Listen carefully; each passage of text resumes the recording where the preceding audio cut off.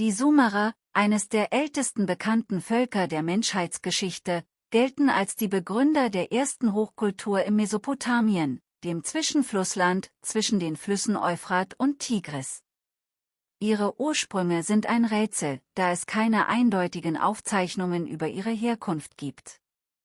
Einige Wissenschaftler vermuten, dass die Sumerer ursprünglich aus Mesopotamien stammten. Diese Theorie stützt sich auf die Tatsache, dass die Sumerer in den archäologischen Aufzeichnungen keine Hinweise auf eine vorherige Besiedlung durch ein anderes Volk geben und ihre Kultur tief mit der Region verwurzelt war. Diese Theorie geht davon aus, dass sie sich aus den frühen prähistorischen Siedlungen in Mesopotamien entwickelten. Eine andere Theorie besagt, dass die Sumerer aus einem anderen Gebiet, möglicherweise aus dem Kaukasus oder dem Zagrosgebirge im heutigen Iran, nach Mesopotamien eingewandert sind. Sprachlich und kulturell war das Sumerische isoliert und gehört keiner bekannten Sprachfamilie an, was diese Theorie unterstützt. Das Sumerische scheint keine direkte Verwandtschaft mit den benachbarten semitischen und indogermanischen Sprachen zu haben, was auf eine fremde Herkunft hinweisen könnte. Die historische und linguistische Forschung konnte bisher keine abschließenden Beweise für eine der Theorien liefern, aber archäologische Funde deuten darauf hin, dass die Sumerer als Kultur möglicherweise schon um das Jahr 3000 vor Christus in Mesopotamien präsent waren, nachdem sie sich in der fruchtbaren Region des Südmesopotamiens etabliert hatten. Ihr Aufstieg lässt sich mit der Entwicklung einer komplexen Gesellschaft und dem Übergang vom Neolithikum zur Bronzezeit erklären. Im Wesentlichen war dieser Aufstieg das Ergebnis mehrerer bedeutender kultureller, technologischer und gesellschaftlicher Innovationen, die zusammen die Grundlage für die erste Hochkultur bildeten. Im späten Neolithikum, etwa ab 7000 vor Christus, begannen die Menschen in Mesopotamien Ackerbau zu betreiben, was zu einer stabileren Nahrungsversorgung führte. Die fruchtbaren Böden zwischen Euphrat und Tigris waren ideal für die Landwirtschaft, besonders für den Anbau von Gerste, Weizen und Datteln. Diese Landwirtschaft bildete die Grundlage für die Entwicklung von Städten und städtischen Gesellschaften.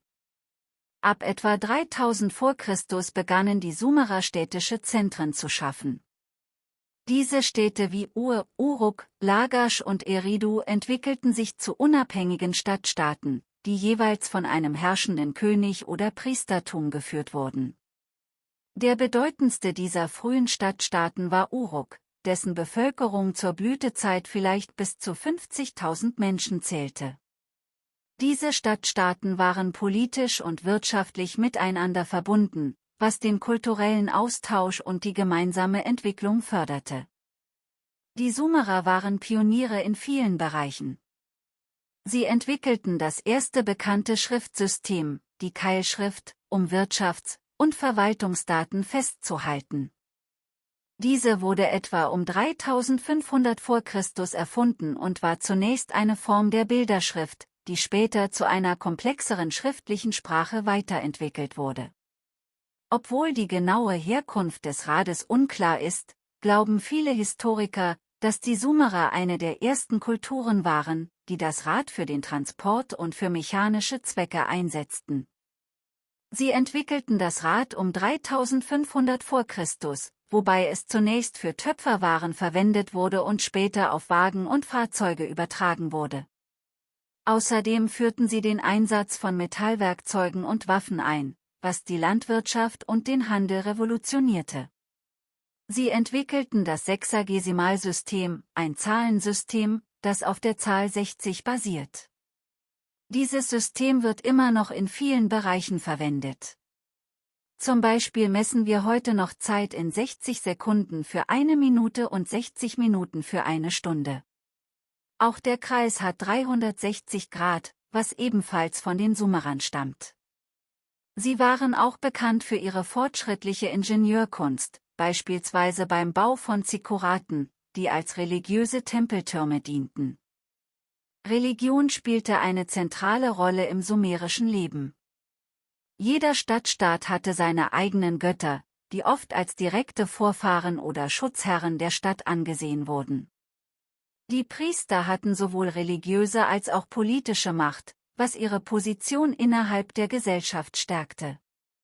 In der Frühzeit der sumerischen Kultur wurde die Macht oft von einer religiösen Elite ausgeübt, die als Vermittler zwischen den Göttern und den Menschen agierte. Der Aufstieg der Sumerer führte zu einer verstärkten kulturellen Ausbreitung. Der Handel blühte, sowohl innerhalb Mesopotamiens als auch mit benachbarten Regionen wie Anatolien und dem Industal. Sumerische Handwerkskunst, Kunst und Literatur verbreiteten sich weit und beeinflussten andere frühe Zivilisationen. Die Sumerer stiegen zu einer der ersten großen Zivilisationen auf, deren kulturelle und technologische Errungenschaften das Fundament für die gesamte Entwicklung Mesopotamiens und darüber hinaus legten. Ihr Aufstieg war das Resultat einer Kombination aus geografischen Vorteilen, landwirtschaftlichen Innovationen, städtischem Wachstum und religiöser Struktur. Trotz ihrer vielen Erfolge waren die Sumerer nicht immun gegen Konflikte. Ihre Stadtstaaten kämpften oft gegeneinander, und auch äußere Bedrohungen, wie die Akkadier unter Sargon von Akkad, führten schließlich zur Vereinigung der Region unter der akkadischen Dynastie im 24. Jahrhundert v. Chr. Obwohl ihre politische Macht schließlich von anderen Völkern übernommen wurde, überlebte ihre Kultur durch ihre tiefgreifenden Beiträge zu Schrift, Mathematik, Architektur und Verwaltung und beeinflusste damit nachfolgende Zivilisationen erheblich. Abschließend lässt sich sagen, dass die Sumerer in vielerlei Hinsicht als Pioniere ihrer Zeit betrachtet werden können. Ihre Innovationen in Schrift, Mathematik und Ingenieurkunst legten die Grundlage für viele spätere Entwicklungen in der menschlichen Zivilisation. Trotz der Herausforderungen und Konflikte, denen sie sich stellen mussten, hinterließen sie ein unvergängliches Erbe, das uns noch heute in verschiedenen Bereichen begleitet. Die Sumerer waren nicht nur ein Symbol für den Fortschritt der Antike, sondern auch für den menschlichen Drang, Wissen zu bewahren und zu erweitern. Ihre Geschichte bleibt ein faszinierendes Kapitel in der Entfaltung der menschlichen Kultur. Vielen Dank, dass ihr mit mir auf die Suche nach der Herkunft der Sumerer gegangen seid.